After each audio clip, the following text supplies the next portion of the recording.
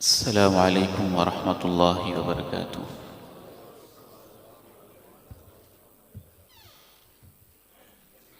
الحمد لله نحمده ونستعينه ونستغفره ونعوذ بالله من شرور أنفسنا ومن سيئات أعمالنا. أشهد أن لا إله إلا الله وحده لا شريك له وأشهد أن محمدًا عبده ورسوله صلى الله عليه وعلى آله وصحبه وسلم. اللهم صل على محمد وعلى آل محمد كما صليت على إبراهيم وعلى آل إبراهيم إنك حميد مجيد. اللهم بارك على محمد وعلى آل محمد كما باركت على إبراهيم وعلى آل إبراهيم إنك حميد مجيد. رب اشرح لي صدري ويسر لي أمري واحلل عقدة من لساني. اللهم انفعني بما علمتني وعلمني ما ينفعني وزدني علما. اللهم آت نفسي تقواها وزكها فأنت خير من زكاها. أما بعد فإن خير الحديث كتاب الله وخير الهدي هدي محمد صلى الله عليه وسلم وشر الأمور محدثاتها وكل محدثة بدعة وكل بدعة ضلالة وكل ضلالة في النار. أعوذ بالله السميع العليم من الشيطان الرجيم من همزه ونفخه ونفثه. بسم الله الرحمن الرحيم.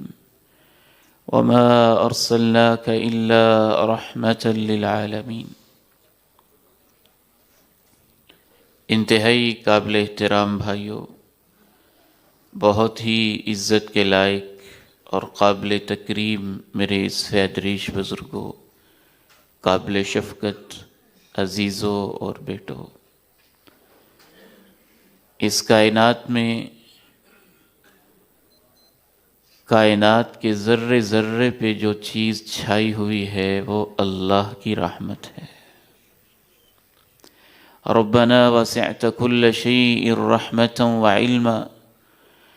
اگر ہم یہاں موجود ہیں تو یہ اللہ کی رحمت ہے.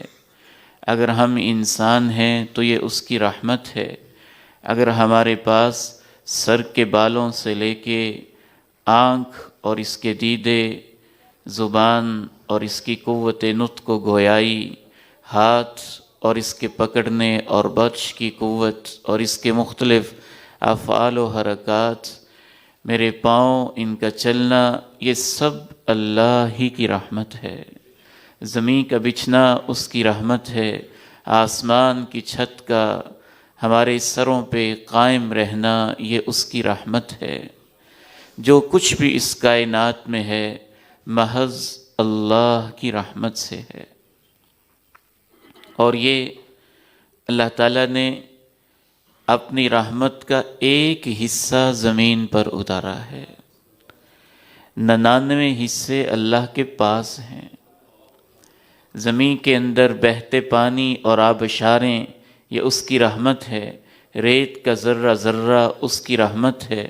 پانیوں کا، سمندروں، دریاؤں کا قطرہ قطرہ اسی کی رحمت ہے. درختوں کا پتا پتا، ان کا پھل، ان کے ذائقے یہ اس کی رحمت ہے. گلاب کا پھول، اس کا کھلنا، اس کی خوشبو، چنبیلی کی سفیدی، اس کی عطر بیز ہوائیں یہ اسی کی رحمت ہے.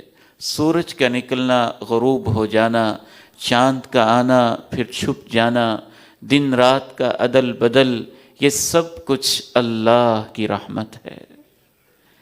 جس اللہ نے دنیا میں اتنی رحمت کر رکھی ہے کہ ایک رحمت پوری کائنات میں پھیل گئی ہے، اس اللہ نے آخرت میں کتنی رحمت رکھی ہوگی. جس اللہ نے عارضی دنیا کے لیے اتنی نعمتوں کے دسترخوان بچھا دیے ہیں، اس اللہ نے باقی آخرت کے لیے کتنی نعمتیں بچھائی ہوں گی۔ میری ماں کی ممتا یہ اس کی رحمت ہے، میرے باپ کے سینے میں دھڑکتا ہوا دل، اس کی شفقتیں، یہ اللہ کی رحمت ہے۔ حتیٰ کہ اللہ کے پیارے نبی صلی اللہ علیہ وسلم نے ارشاد فرمایا کہ ایک رحمت جو اللہ نے زمین پہ اتاری، وہی رحمت کائنات میں تقسیم ہوئی، حتیٰ تعطف الوحش علی ولدہا، حتیٰ کہ جنگل کے درندوں کو بھی ملی اور شیر کی ماں کو ملی تو اس کی ممتا بنی، گیدڑ کی ماں تک کو ملی تو اس کی ممتا بنی، پرندوں کی ماں تک کو ملی تو ان کی ممتا بنی۔ آپ نے ارشاد فرمایا حتیٰ کہ ایک جانور کی ماں بھی کبھی کبھی ایک ٹانگ پہ کھڑی رہتی ہے کہ کہیں میں ٹانگ نیچے رکھوں تو میرا معصوم بچہ میرے قدم کے نیچے نہ آ جائے۔ وَمَا أَرْسَلْنَاكَ إِلَّا رَحْمَةً لِّلْعَالَمِينَ۔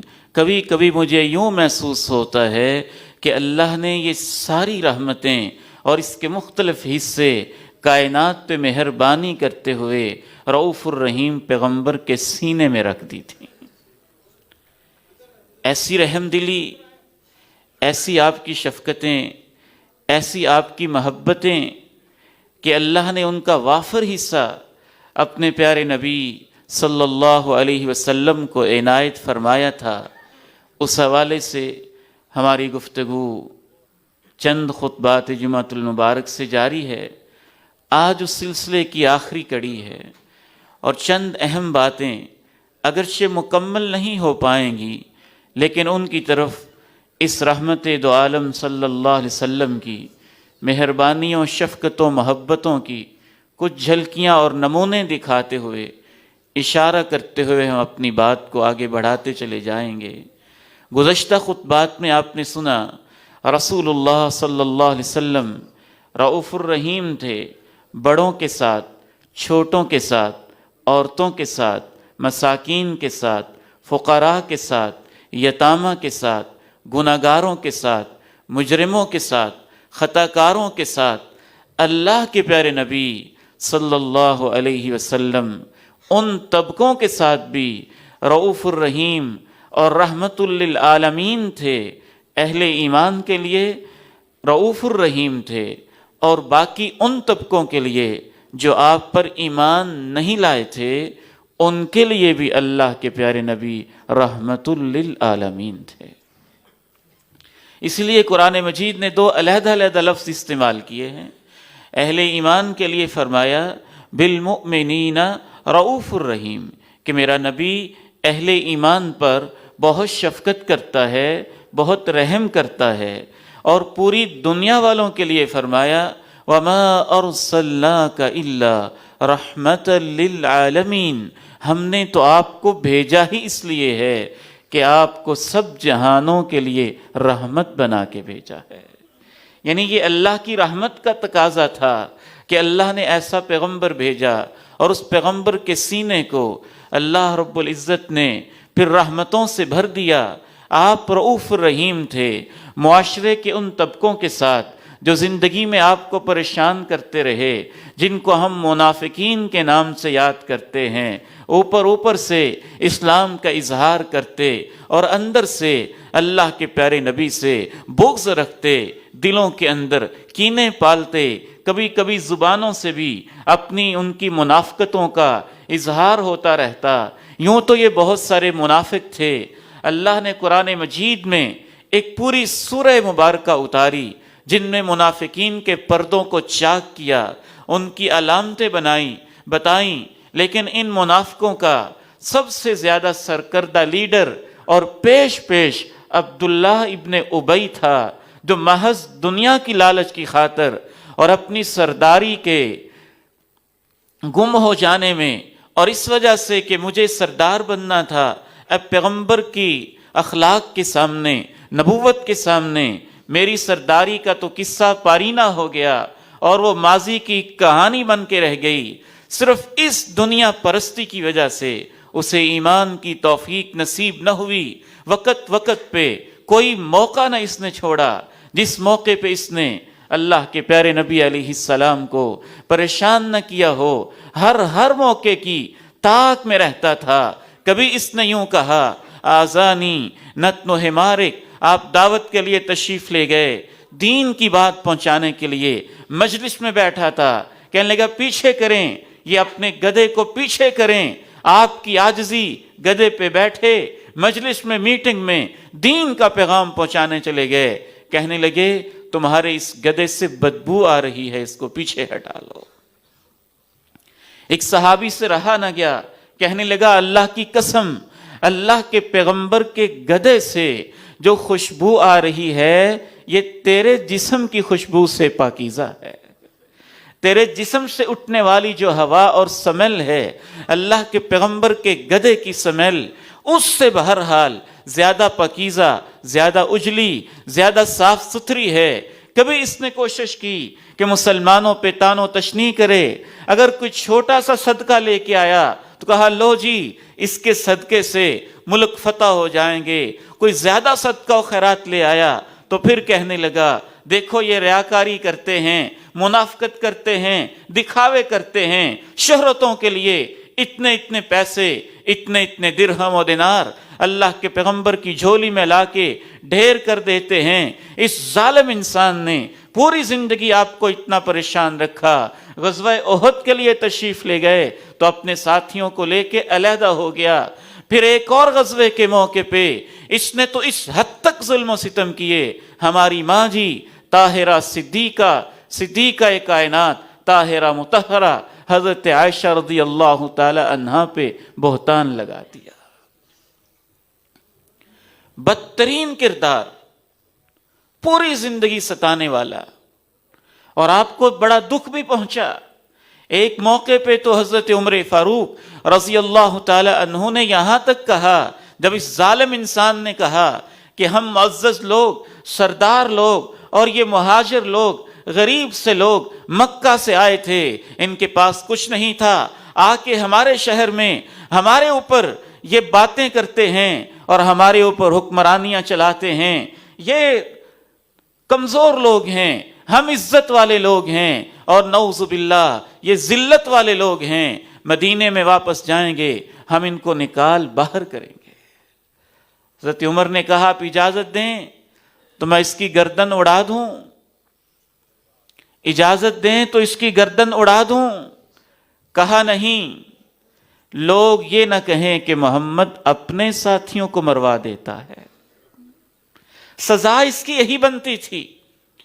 لیکن اپنے قبیلے میں، اپنی برادری میں اس کا ایک نام تھا، کافی سارے اس کے بھی فالوورز تھے، منافقین کا ایک جتھا تھا۔ آپ نے حالات کو دیکھتے ہوئے اور کیفیات کو دیکھتے ہوئے اس کو یہ سزا دینا مناسب نہ سمجھا، کہا نہیں اس کو یہ سزا نہیں دینی، لوگ یہ نہ کہیں کہ یہ اپنے ساتھیوں کو قتل کروا دیتے ہیں اور اپنے ساتھیوں کو مروا دیتے ہیں۔ سب سے بڑا مسئلہ انسان کا یہ ہے کہ وہ اپنی موت کو بھول جاتا ہے۔ ایک وقت وہ بھی آیا کہ عبداللہ بن ابی بھی موت کے منہ میں چلا گیا۔ ان کا بیٹا اللہ کے پیارے نبی کی خدمت میں حاضر ہوا، عرض کی اے اللہ کے پیارے نبی صلی اللہ علیہ وسلم، وہ مخلص تھا، مومن صادق تھا، سچا مسلمان تھا، آ کے عرض کرتا ہے اے اللہ کے پیارے نبی ابا جان فوت ہو گئے ہیں، میری یہ خواہش ہے، پتہ نہیں اس کے دل میں، ظاہر ہے بیٹا تھا، اوپر سے تو اس کا باپ مسلمان ہی تھا، اس لیے ان منافقوں کے ساتھ سلوک مسلمانوں والا ہی کیا جاتا تھا۔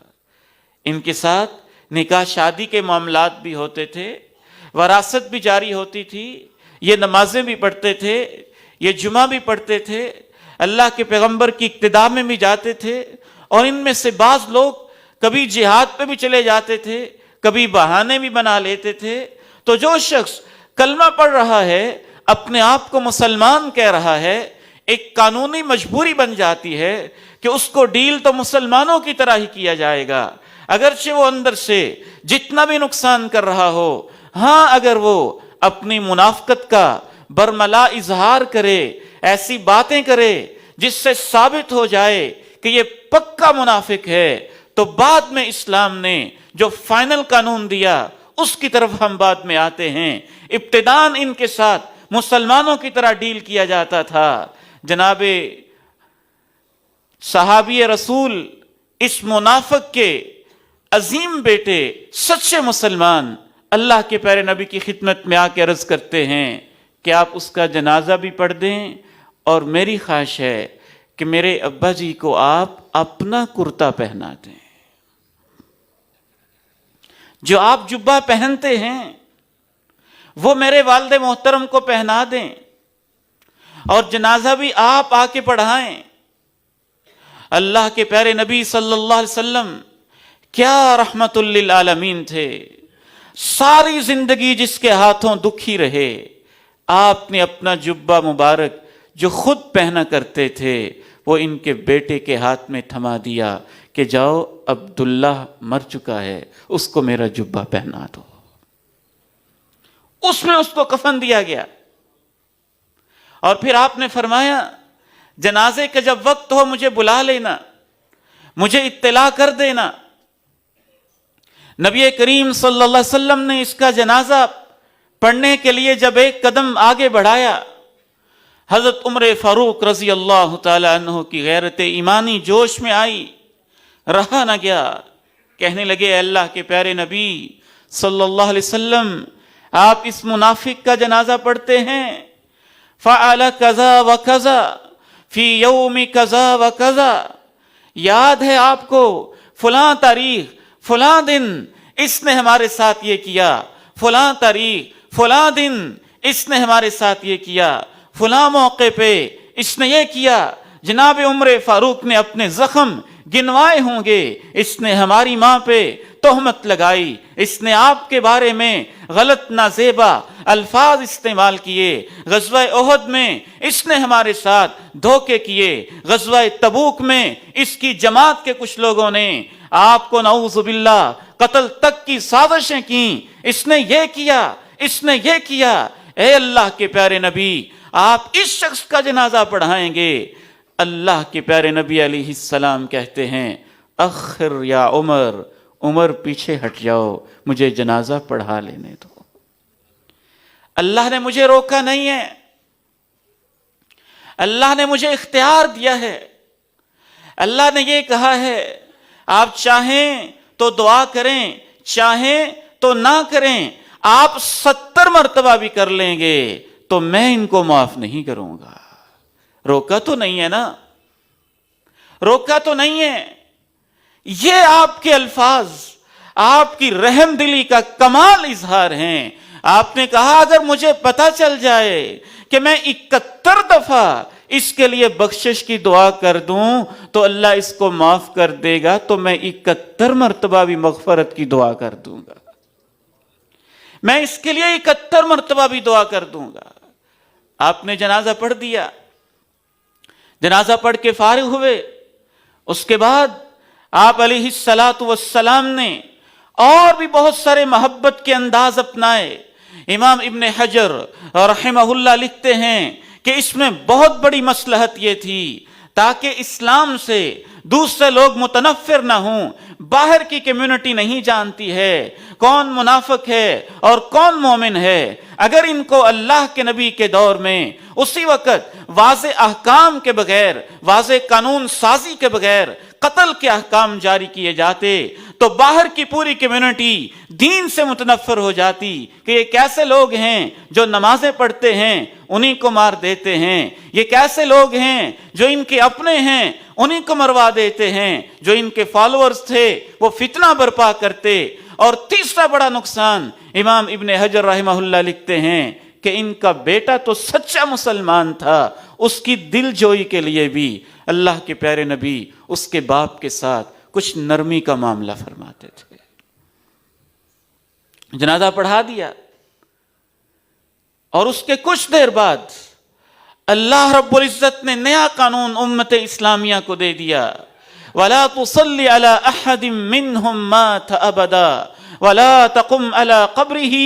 اے میرے پیارے حبیب، آپ کی محبتیں، آپ کی ادائیں، آپ کی شفقتیں، آپ کی نرم دلی اپنی جگہ پر ہے، لیکن میں تمہیں یہ قانون دے رہا ہوں، آج کے بعد ان میں سے جو شخص بھی مر جائے، آپ نے نہ اس کا جنازہ پڑھنا ہے، نہ آپ نے کبھی بھی اس کی قبر پہ جانا ہے۔ پھر اللہ نے دو ٹوک یہ قانون فائنل اور حتمی قانون دے دیا۔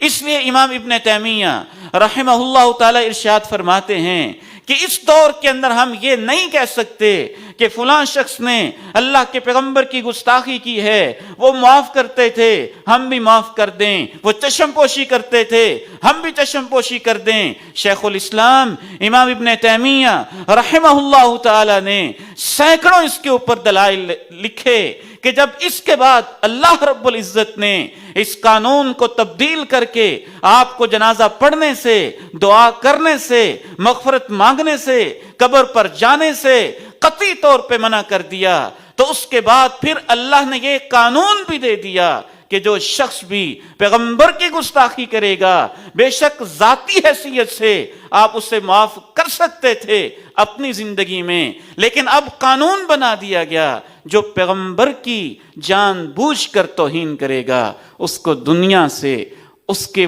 گندے وجود کو، اس کے گندے وجود سے دنیا کو پاک صاف کر دیا جائے گا۔ بہرحال پھر بھی اس سے پتہ چلتا ہے کہ رسول اللہ صلی اللہ علیہ وسلم نے ظاہری طور پر ان کے ساتھ کیسا معاملہ کیا۔ اور آگے بڑھیے، کفار جو آپ کے دشمن تھے ان کے ساتھ بھی نبی علیہ السلام نے رحم دلی کا اس حد تک معاملہ کیا کہ آپ علیہ السلام کی رحمت، آپ کی شفقت، آپ کی محبت، آپ کی الفت، آپ کی نرمیاں دیکھ کے انسان کبھی تو سر پکڑ کے رہ جاتا ہے کہ کیسے عظمت کے پہاڑ تھے، اخلاق کی کس معراج پر تھے۔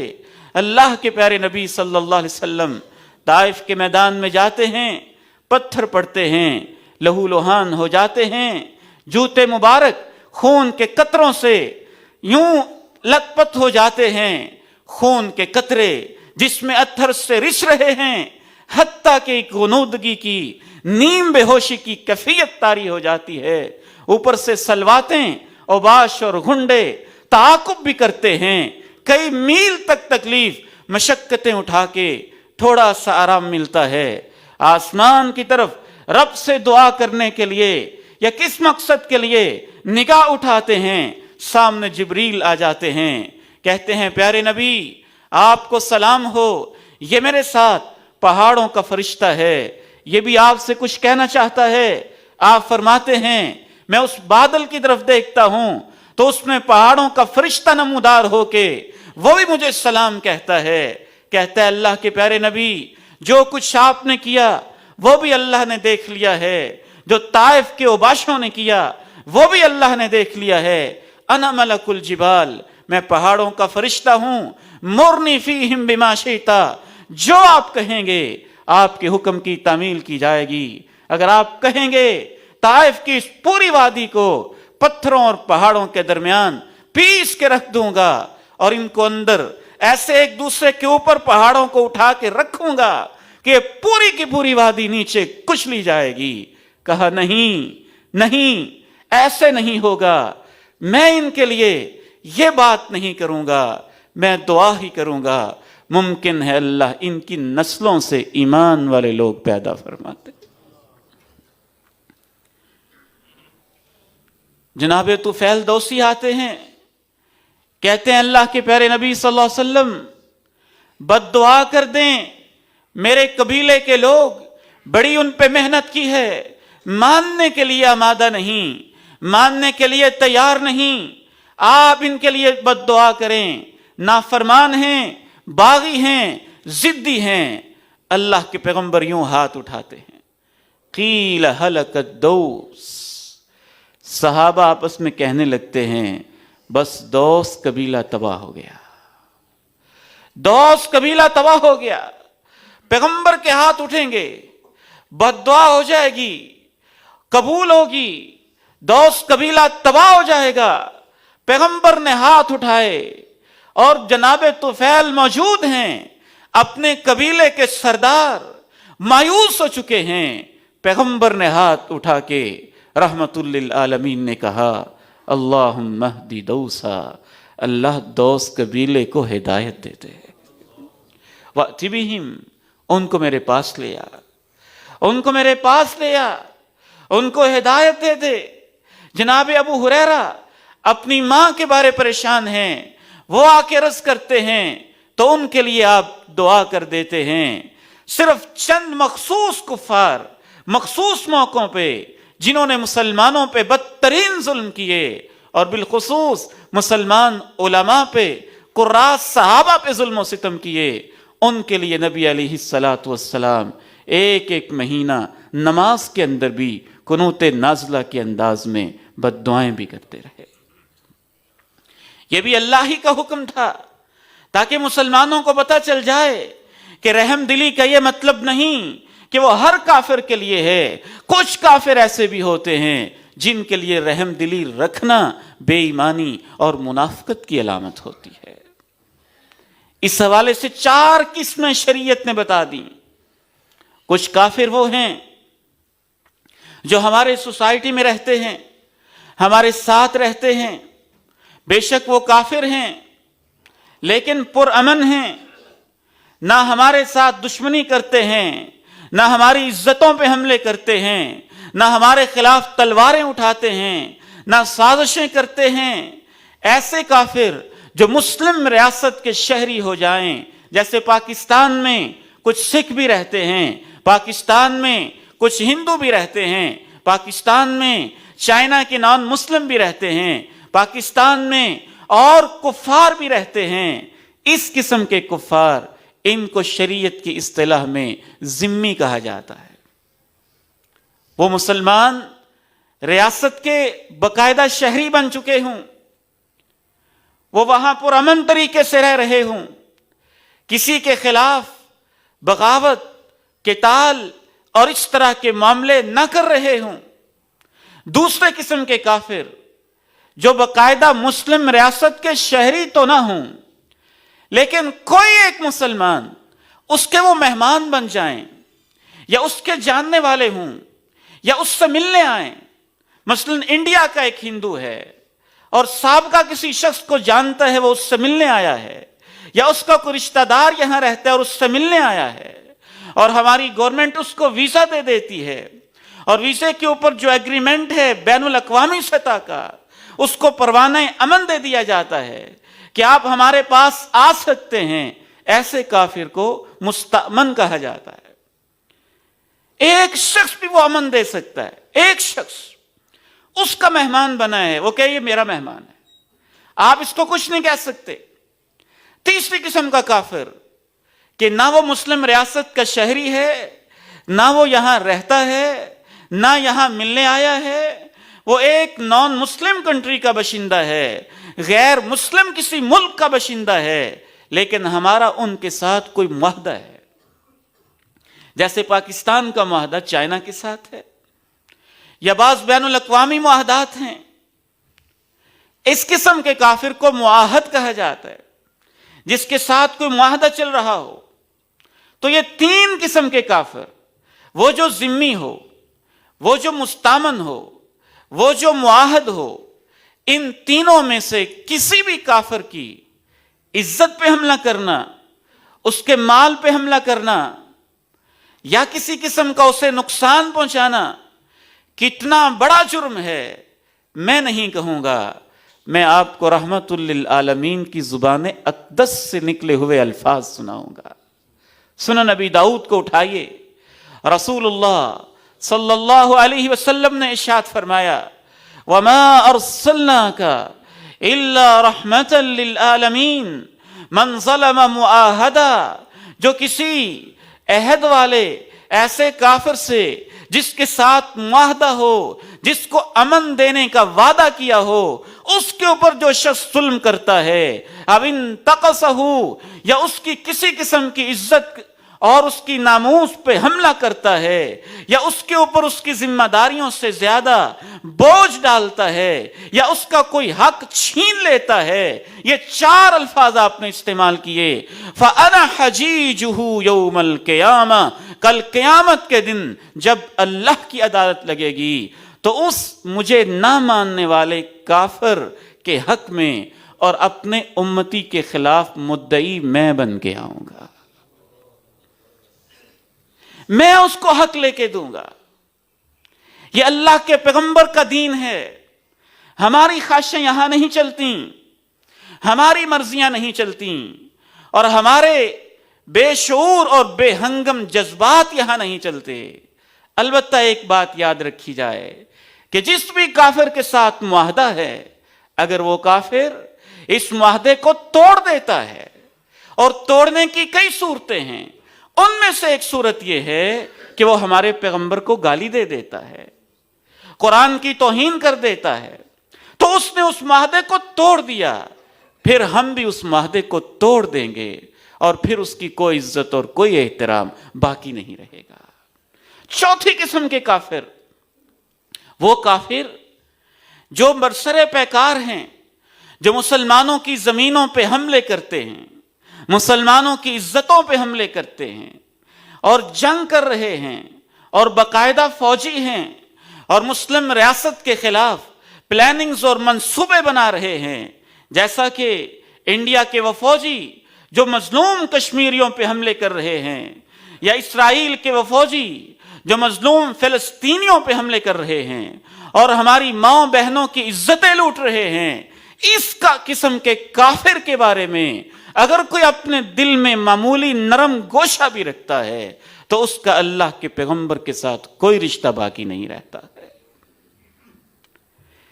ان کفار کے بارے میں قرآن مجید نے کہا وَلْيَجِدُوا فِيكُمْ غِلْظَةً، ایسے کفار کے بارے میں تمہارے دلوں میں غیظ و غضب ہونا چاہیے، ایمان کی غیرت ہونی چاہیے، جذبہ جہاد و قتال ہونا چاہیے۔ ایسے کفار کے بارے میں جس شخص نے نہ جہاد کیا، نہ اس نے جہاد کا جذبہ اپنے اندر پیدا کیا، جب وہ مرے گا تو منافقت کی موت مر رہا ہوگا۔ وَمَا أَرْسَلْنَاكَ إِلَّا رَحْمَةً لِّلْعَالَمِينَ، ہم نے آپ کو سب جہانوں کے لیے رحمت بنا کے بھیجا ہے۔ یہ پیغمبر تو ایسا رحمتیں تو جہاں بن کے آیا ہے کہ ایسے کافروں سے جنگ کرنے کو بھی آپ نے اخلاق و آداب کا ایک نمونہ اور ایک ضابطے کا پابند بنا دیا۔ ان کفار سے لڑنے کے لیے بھی جب بھی آپ نے کسی قافلے کو روانہ کیا، پہلے ان کو بٹھا کے جنگ کے آداب بتائے، جنگ کے اصول بتائے، جنگ کے ضابطے بتائے۔ دنیا کیا جانتی تھی کہ جنگ کے بھی کوئی آداب ہوتے ہیں؟ دنیا کو کیا پتا تھا کہ جنگ بھی اصولوں پہ ہوتی ہے؟ دنیا کیا پہچانتی تھی کہ جنگ کی بھی کچھ اخلاقیات ہوتی ہیں، جنگ کی بھی کچھ ویلیوز اور کچھ قدریں ہوتی ہیں؟ رحمت للعالمین نے آ کے دنیا کو بتایا کہ جنگ بھی ہو رہی ہو پھر بھی اس کی اخلاقیات ہوتی ہیں۔ جب بھی آپ نے مجاہدین کے قافلے روانہ کیے، آپ نے کہا دیکھو اغزو بسم اللہ، لڑنا ہے تو اللہ کی خاطر لڑنا ہے، فی سبیل اللہ، اللہ کی راہ میں لڑنا ہے، اور ان سے لڑنا ہے جو مسلمانوں کے باغی اور ان کے ساتھ قتال اور ان کے دین کے ساتھ کفر کر رہے ہیں۔ لا تقتلوا ولیدا، جنگ کے اندر بھی کسی بچے کو نہیں مارنا ہے۔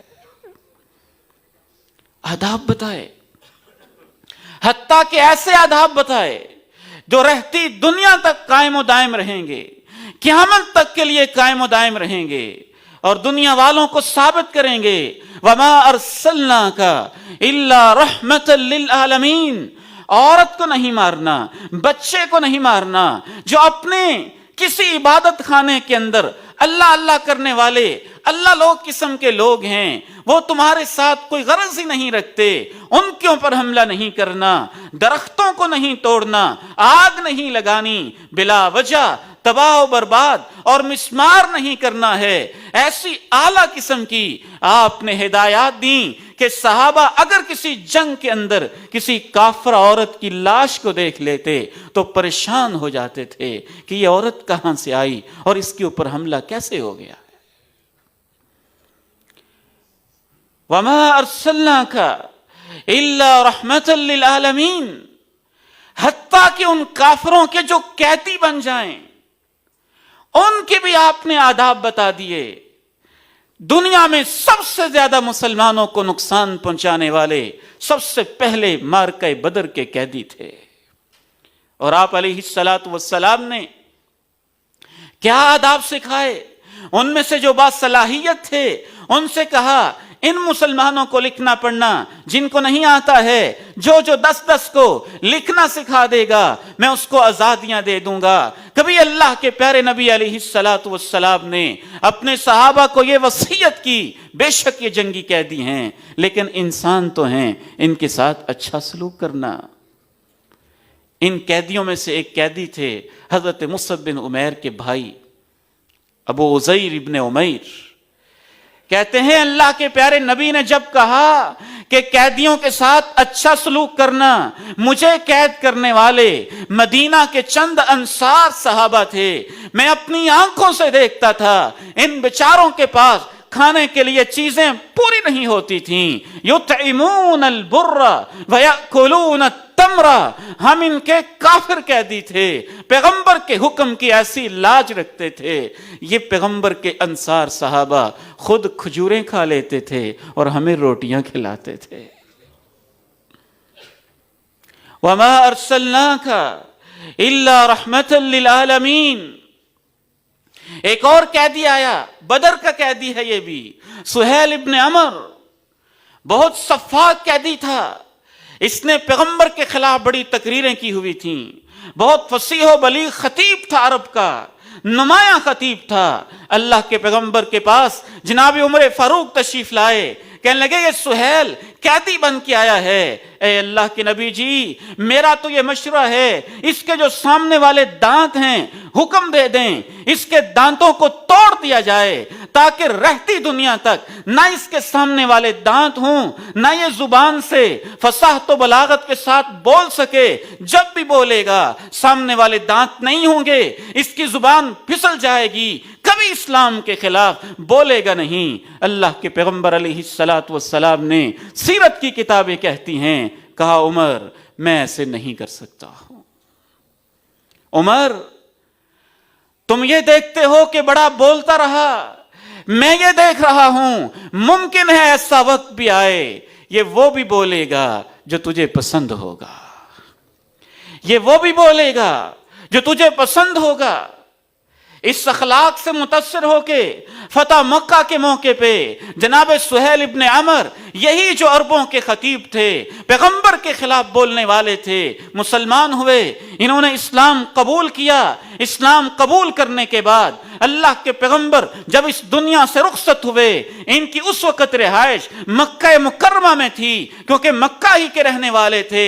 مکہ میں رہتے ہوئے اسلام قبول کیا تھا. پیغمبر کی وفات کے بعد بہت سارے کمزور ایمان والے لوگ مرتد ہونا شروع ہو گئے. ان مرتدین میں سے مدینہ منورہ میں جس نے مسلمانوں کو حوصلہ دیا وہ ابو بکر صدیق کی تقریر اور ان کا خطاب تھا.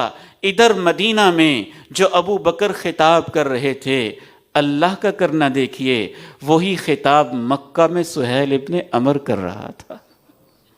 عمر کبھی یہ وہ بھی بولے گا جو تجھے پسند ہوگا اور جس کو تو ناپسند نہیں کرے گا. وَمَا أَرْسَلْنَاكَ إِلَّا رَحْمَةً لِّلْعَالَمِينَ. دنیا کے ضمیر سے آج ہم پوچھنا چاہتے ہیں کہ تم اس پیغمبر کے خاکے بناتے ہو اور اس پیغمبر کی توہین کرتے ہو اور آزادی کے نام پہ ملکوں کے ملک پوری پلاننگ اور منصوبہ بندی کے ساتھ اس پیغمبر کے بارے میں اپنی زبانوں کو دراز کرتے ہو. کبھی تم نے اپنے حالات کو دیکھا ہوتا، اپنی کرتوتوں کو دیکھا ہوتا، پیغمبر کی تعلیم کو صحیح معنی میں سمجھا، جانا اور پہچانا ہوتا تو کوئی نان مسلم بھی اس پیغمبر کی توہین کرنے کی کبھی کوئی جسارت نہ کرتا. یہی آپ کی تعلیمات تھیں. جو آج تک ان کے اثرات دکھائی دیے. جب ہمارے قیدی کیوبا کی جیلوں میں گئے اور نام نہاد مہذب دنیا امریکہ کے پاس گئے، افغانستان کے مظلوم مجاہدین، تو ان کے ساتھ جو امریکیوں نے سلوک کیا وہ آج بھی انسانیت کو اس کے سامنے عرق آلود ہو جاتی ہے. مخصوص پیشاب والی جگہ پہ بجلی کے جھٹکے لگائے گئے، ان کے ناخن پلاسوں کے ساتھ کھینچے گئے، کہیں ان کو ٹھنڈے پانیوں میں پھینکا گیا، اور کہیں فلسطین کے اندر معصوم بچے 4 سال 5 سال کے بچے، اور آج کا پڑھا لکھا یہودی، وہ خبیث یہودی، وہ لعین یہودی جو پیغمبر کے خاکے بنا رہا ہے اور دہشت گردی کا لیبل لگانے کی ناپاک جسارتیں کر رہا ہے، 4 سال کے فلسطینی بچے کو جب اس نے گن لگائی اور خاص قسم کی جس سے جسم کے اوپر بجلی کے جھٹکے لگتے تھے، بچے کی چیخیں نکلیں، آہو بکا نکلی، اس کے آنسو نکلے. اس نے کہا مت کرو میرے ساتھ یہ ظلم. جب مرنے لگا اس نے کہا میں اوپر جاؤں گا، اللہ کو شکایت لگاؤں گا. اپنی اداؤں پہ ذرا غور تو کریں.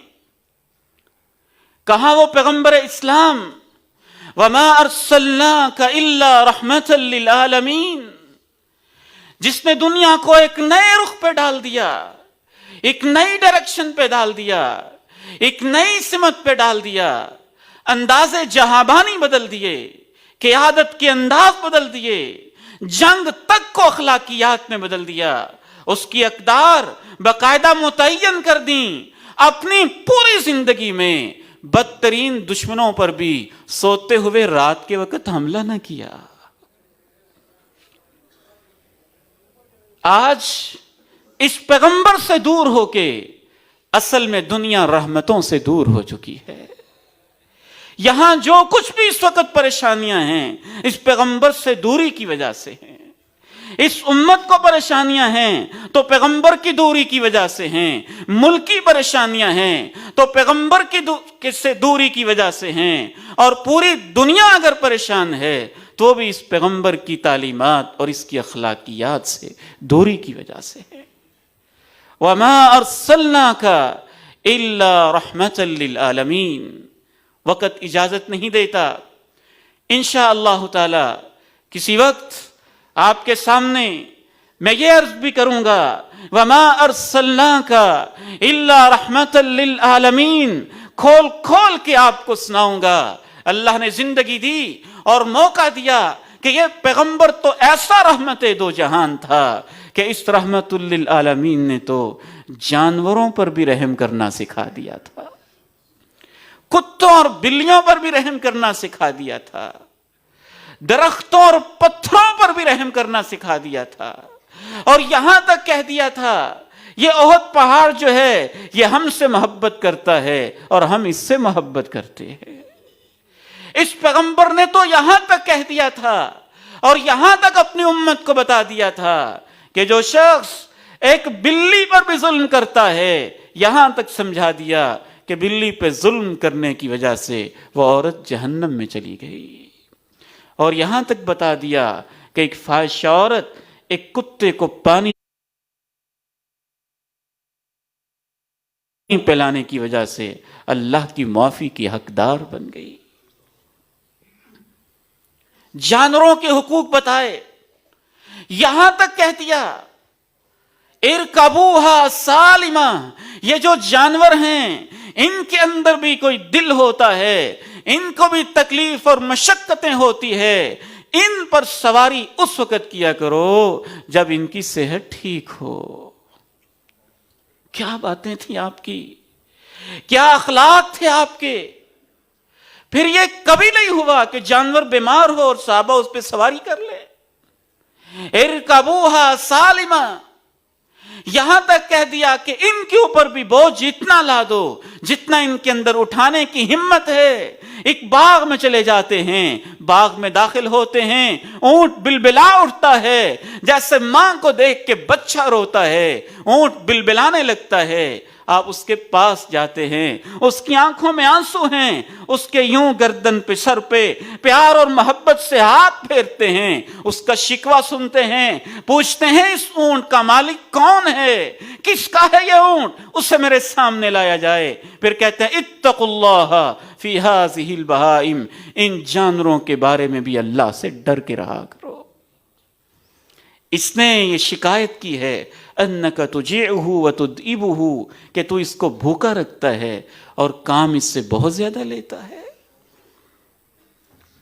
قبر والوں پہ مہربان تھے، راہ جاتے ہوئے دیکھا قبر والوں کو عذاب ہو رہا ہے، رہا نہ گیا، ایک ٹہنی پکڑی، وہاں پہ گاڑ دی، کبھی قبرستان والوں کے لیے جا کے دعائیں کی، میدان محشر میں آپ سے بڑا رحمت للعالمین کس نے دیکھا ہوگا؟ جناب آدم سے جب جواب مل گیا، جناب نوح سے جب جواب مل گیا، جناب ابراہیم سے انسانیت کو جواب مل گیا، تو یہی رحمت للعالمین ہوں گے جو اللہ کے عرش کے سائے میں جا کے سجدے میں پڑ جائیں گے۔